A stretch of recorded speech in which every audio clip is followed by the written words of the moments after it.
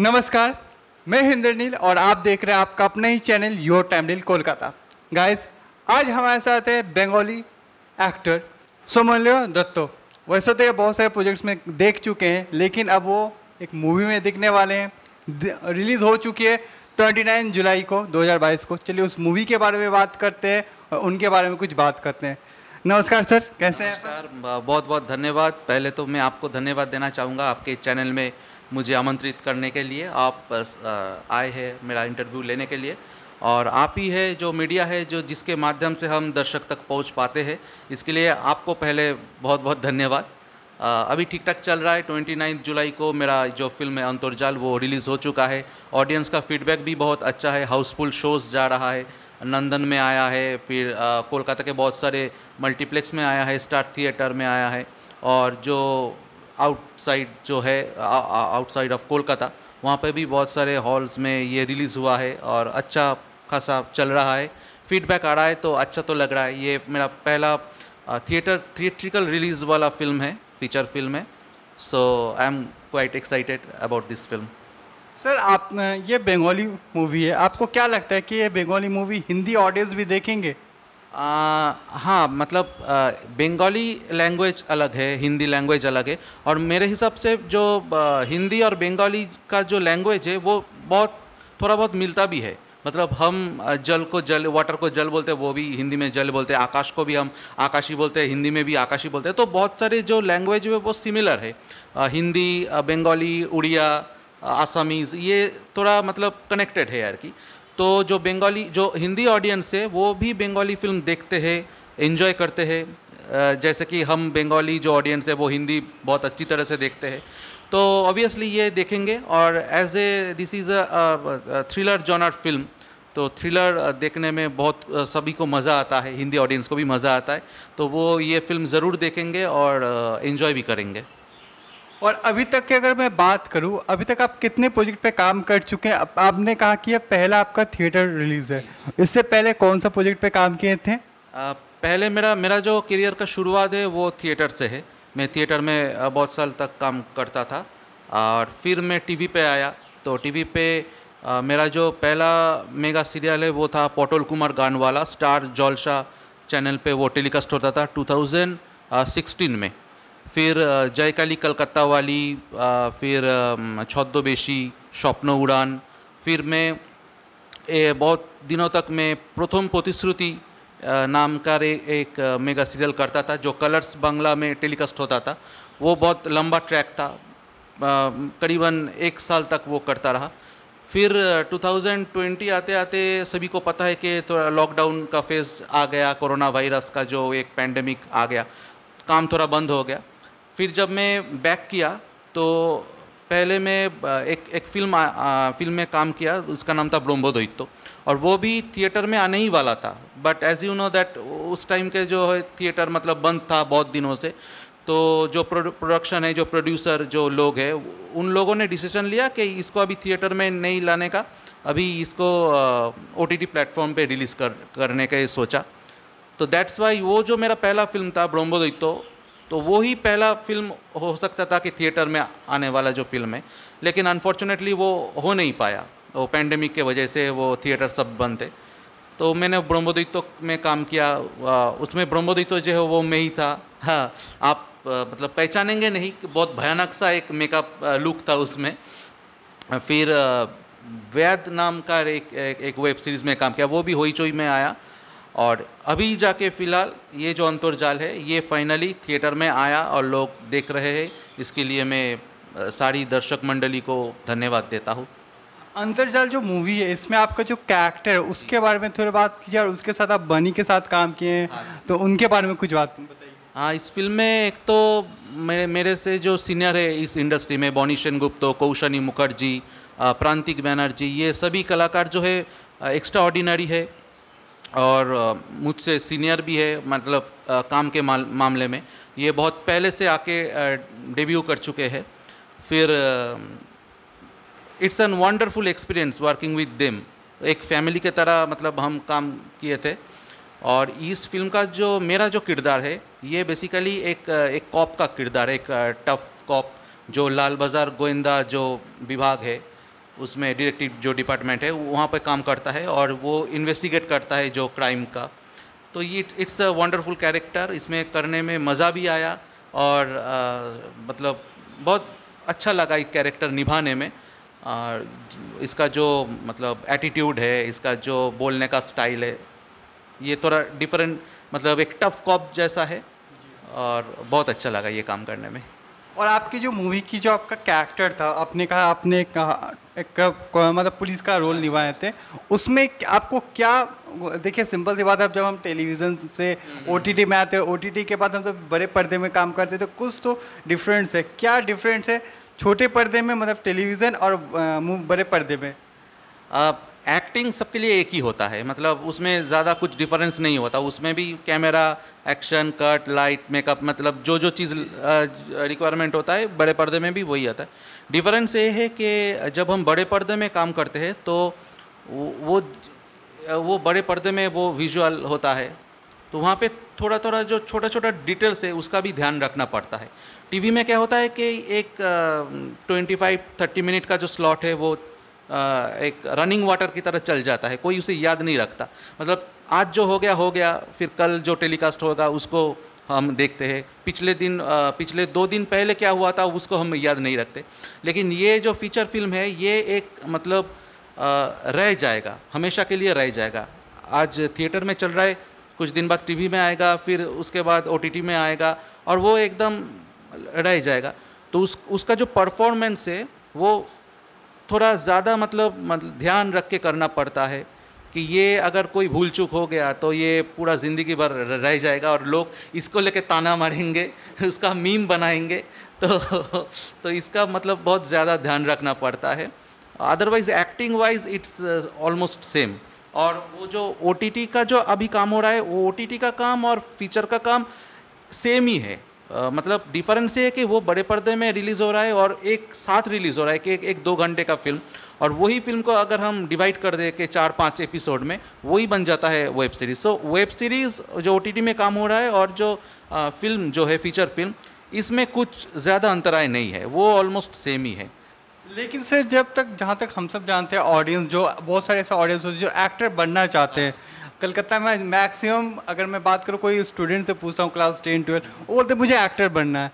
तो वो बोलते कि जहाँ तक मुझे पता है कि अब छोटे पर्दे और बड़े पर्दे में अंतर यह है कि आप बड़े पर्दे में आपको कुछ महीने पहले आपको स्टोरी मिल जाता है रेडी।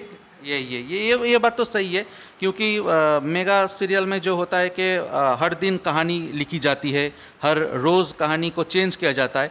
तो उसमें क्या होता है कि हम जब सेट में पहुंचते हैं तब जाके हमें पता चलता है कि हमारा ये लाइन्स है, ये हमारा कैरेक्टर इस तरह मोड़ ले रहा है।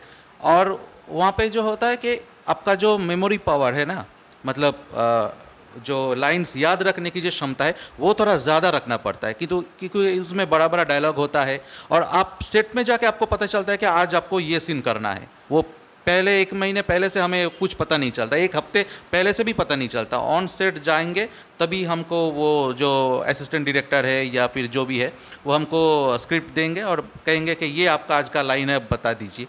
तो वो याद करने का मेमोरी जो होता है, लाइंस याद करने का, वो थोड़ा ज़्यादा रखना पड़ता है। लेकिन फिल्म में क्या होता है, फिल्म में जो कैरेक्टर में कौन सा कैरेक्टर निभाऊंगा, उसका कैसा बॉडी लैंग्वेज होगा, वॉइस कैसा होगा, वो पिछले 2-3 महीने पहले से हमें पता चल जाता है। और उसके हिसाब से हम घर में या फिर जब हमारा वर्कशॉप होता है उसमें हम प्रैक्टिस करते, तो वो कैरेक्टर को लेकर जो सोच है वो थोड़ा फीचर में ज़्यादा करने को मिलता है। इसके साथ साथ सर इंटरव्यू तो चल ही रही है, इसके साथ एक मेरा क्वेश्चन रहेगा, योर टाइम डील कोलकाता के सर आपको इंटरव्यू देके आपको कैसा लग रहा है? बहुत बहुत अच्छा लग रहा है और मैं तो चाहूँगा कि ये जो आपका चैनल है वो और भी ज़्यादा ग्रो करे और भी ज़्यादा बड़े। दर्शकों को भी ये मेरा रिक्वेस्ट है कि इन चैनल को भी और इन भाई साहब को भी आप सपोर्ट कीजिएगा, ताकि ये चैनल आप तक और भी जो एंटरटेनमेंट दुनिया का जो न्यूज़ है वो आप तक ला पाए, और इसमें आपका भी मतलब एंटरटेनमेंट होगा। आप भी जान पाएंगे कि कहाँ पर क्या फिल्म आ रहा है, कौन सा फिल्म चल रहा है, कौन सा टीवी या वेब सीरीज़ हो, आपको भी इस सब चीज़ का मतलब पता चल पाएगा। Thank you sir. सर इसके साथ हम बोलना चाहेंगे, अगर कोई नए एक्टर, मतलब अभी देखिए हर कोई एक्टर नहीं तो मॉडल बनना चाहता है, उनके बारे में आप क्या बोलना चाहेंगे? जी, पहले तो मैं ये बोलना चाहूँगा कि ये जो एक्टिंग प्रोफेशन है, इस प्रोफेशन को वन एंड ओनली प्रोफेशन आप पहले मत लीजिए। अब सोचिए मत कि यही मेरा एकमात्र प्रोफेशन होगा और अगर ये नहीं होगा तो मैं कुछ नहीं कर पाऊँगा, ऐसा बिल्कुल मत। क्योंकि ऑनेस्टली स्पीकिंग ये बहुत ही एक अनसर्टेनिटी एक अनसर्टेनिटी है इस प्रोफेशन में। तो एक प्लान बी तो ज़रूर बना के रखिए कि आपका पहले तो जो एडुकेशन है, जो नॉर्मल जो क्वालिफ़िकेशन एडुकेशन है, उसको आप कंप्लीट कीजिए। फिर आप ऐसा कुछ साइड में कीजिए कि अगर आप बाई चांस अगर आप इस प्रोफेशन में जितना आप सोच रहे हैं कि सक्सेस मिलेगा, अगर आपको वो ना मिल पाए तो ऐसा ना हो कि ज़िंदगी ख़त्म हो जाए कि मेरा तो अब कुछ है ही नहीं, यही मेरा सपना था, अभी ये पूरा नहीं हुआ तो मैं क्या करूँगा। ऐसा नहीं, आपको प्लान बी भी रखना चाहिए कि कोई अगर जॉब करे, कोई बिज़नेस करे, क्या कुछ भी करे, ताकि अगर आपको यहाँ पर काम मिलना थोड़ा कम हो जाए किसी टाइम पे, तो आपका मतलब जो ज़िंदगी है वो रुके नहीं। तो ये मेरा पहला सजेशन है। और दूसरा सजेशन ये है कि अगर आप चाहते हैं कि ये एक्टर बनना है तो एक्टिंग को बहुत ज़्यादा प्यार करना पड़ेगा और इसका जो मतलब वर्कशॉप है इसको करना पड़ेगा। अच्छी फिल्में देखिए, अच्छी थिएटर्स देखिए। ऐसा नहीं कि मुझे बस एक ग्लैमर दुनिया में जाना है, थोड़ा फ़ोटोशूट करवाना है, मैगज़ीन में फ़ोटो आएगा, इंटरव्यू दूंगा, इस चीज़ के लिए आप एक्टर मत बनिए। एक्टर तभी बनिए अगर आपका वो अंदर जो पैशन वो बहुत ज़्यादा है, आपका जो जज्बा है एक्टिंग के प्रति वो अगर मतलब हाई है, तभी आप बनिए। बाई चांस आप ऐसा नहीं होगा कि मुझे बस हीरो बनना है, मुझे हीरोइन बनना है, हाँ ग्लैमर, इसके लिए अब मत आइए। ये मेरा सजेशन है। चलो ये सही बात है, क्योंकि आपसे बहुत सारे ऐसे ऑडियंस होते हैं जो एक्टर बनना चाहते हैं, ये एक बड़ी बात है। और इसके साथ अगर मैं बात करूँ, अगर आज एक्टर नहीं होते तो आज क्या होते आप? अगर मैं आज एक्टर नहीं होता तो शायद मैं बाय एजुकेशन इंजीनियर हूँ। हालांकि मुझे इंजीनियरिंग में ज़्यादा इंटरेस्ट है ही नहीं, कभी भी नहीं था। मतलब पढ़ लिया, चांस भी मिल गया, पढ़ लिया, तो मैं भी शायद कोई छोटा मोटा कोई कंपनी में जॉब करता। और मुझे लिखने का बहुत शौक़ है, बचपन से मैं छोटा लिखते आया हूँ, तो मैं एक राइटर बनता। और अगर वो भी नहीं बन पाता तो शायद मुझे घूमने का बहुत शौक़ है, तो मैं कोई ट्रैवल एजेंसी खोल लेता, मैं उसमें काम भी होता, खुद भी घूमता। तो ये कोई काम करता, मतलब स्पेसिफिक कोई मतलब नहीं है कि यही, अगर ये एक्टर नहीं बन पाता तो मैं यही होता, कुछ ना कुछ कर लेता। Okay sir. उसके साथ साथ मैं जानना चाहूँगा, जहाँ तक मेरे पास खबर है कि आप अपने एक प्रोडक्शन हाउस खोल रहे हैं, उसके बारे में बात कीजिए। और उसके साथ आप सुनने में ये भी आया था कि एक प्रोजेक्ट आप बना रहे हैं, उसके बारे में बताइए। जी, मेरा भी एक प्रोडक्शन हाउस अलग सा लॉन्च हो गया है। मैं और प्रोशनजीत पाल, मेरा जो पार्टनर है, हम दोनों मिलकर ये प्रोडक्शन खोले हैं पिछले 2 महीने पहले। उसका नाम है बिग बुल मोशन पिक्चर्स, और उसके बैनर में हम लोग जो फर्स्ट काम कर रहे हैं वो ऑलमोस्ट हो गया है और 2-3 महीने के बाद शायद वो रिलीज़ होगा। उस फिल्म का नाम है मिशन OTP। और ये जो है एक ऑनलाइन जो स्कैम होता है आजकल इस विषय पर है, और जो कि मुझे लगता है कि बहुत रिलेवेंट है आज के जो समाज में, क्योंकि हमें न्यूज़ मिलता रहता है कि जो बैंक फ्रॉड हुआ है, डिजिटल फ्रॉड हुआ है, स्कैम हुआ है। तो इस सब चीज़ों से मतलब अवेयर करने के लिए ये फिल्म हमने सोची है, ये जो कहानी हमने सोची है। और इस फिल्म के माध्यम से जो आम दर्शक है, जो आम जनता है, वो अपने आप को मतलब प्रोटेक्शन दे पाएंगे। मतलब उन लोगों को बहुत ज़्यादा इन्फॉर्मेशन मिलेगा कि ये जो स्कैम है ये किस तरह से ऑपरेट होता है, किस तरह से ये लोगों को ये स्कैम करता है, ये जो करते हैं जो लोग। तो इस विषय पर है। और इसमें अभिनय भी किया है बहुत दिग्गज अभिनेताओं ने, जैसे कि बंगाली फिल्म के मशहूर अभिनेता है रजत गंगुली, वो है अनिंदो पुलक बैनर्जी, वो है जैमी बैनर्जी है, सौरभ शाह है, चंद्रजीत पात्रो, सुमोना शाह। मैं खुद भी इस फिल्म का एक हिस्सा हूँ। कौन सा क्या कैरेक्टर है इसमें आपका? वो तो नहीं अभी बताऊंगा, वो थोड़ा जब फिल्म आने से पहले मैं बताऊंगा। एक इम्पोर्टेंट कैरेक्टर है और उसके लिए आपको फिर से आना पड़ेगा। उस फिल्म के जब प्रमोशन हम करेंगे तब आप फिर आएंगे, तब हम आपको बताएंगे। ये बहुत ही मज़ेदार एक कहानी है, इसमें कॉमेडी भी है, इमोशन भी है और थ्रिल भी है। और मुझे लगता है कि ये ऑडियंस को भी देखना बहुत ज़्यादा पसंद आएगा। क्या ये सिर्फ बंगाली में होगा या हिंदी में भी आएगी? नहीं नहीं, ये सिर्फ बंगाली में आएगा। अगर ये अभी तक प्लान्ड नहीं हुआ कि ये थिएटर में आएगा कि ओटीटी में आएगा। अगर ये जब ओटीटी में आएगा तो अभी जो एक सुविधा है ओटीटी प्लेटफॉर्म में कि वहाँ पर लैंग्वेज चेंज किया जाता है, तो मे बी उसका डब्ड वर्जन आएगा। लेकिन ये जो ओरिजिनल है फिल्म, ये बंगाली में ही है। बाद में शायद इसको डिफरेंट लैंग्वेज में डब करके ओटीटी में हम दे सकते हैं। वैसे अगर मैं बात करूँ, हर एक एक्टर जो बोलते हैं कि मैं किसी का फ़ैन हूँ, आप किसके फ़ैन हैं? बचपन से मैं तो शाहरुख खान जी का फ़ैन था, अभी भी हूँ। लेकिन जैसे जैसे बड़ा होता गया, तो जैसे मैं जब से एक्टिंग में आया, तब मैं हर जो एक्टर है, जो बड़े एक्टर है, उन सभी का फ़ैन बन गया हूँ। पहले जो बचपन में था तब बस शाहरुख खान की फिल्में हम देखा करते थे, और जो 90s का जो एरा है वो शाहरुख खान का ही एरा है। हमारे जनरेशन का जो भी बंदा है वो सभी ऑलमोस्ट शाहरुख, सलमान, आमिर, अक्षय कुमार, इन सभी का, बॉलीवुड फिल्मों का हम दीवाने थे यार पहले।